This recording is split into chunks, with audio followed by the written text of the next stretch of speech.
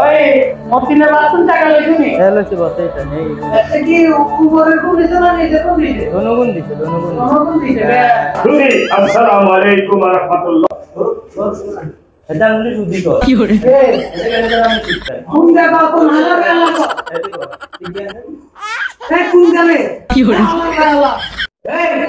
এই শালা ভাই শালা তুমি আরে সুদি কইছ আমি সুদি করব হ্যাঁ আমি সুদি করব তুই আরে তো নমস্কার মে তোর বাইরে কোন বাপ নাই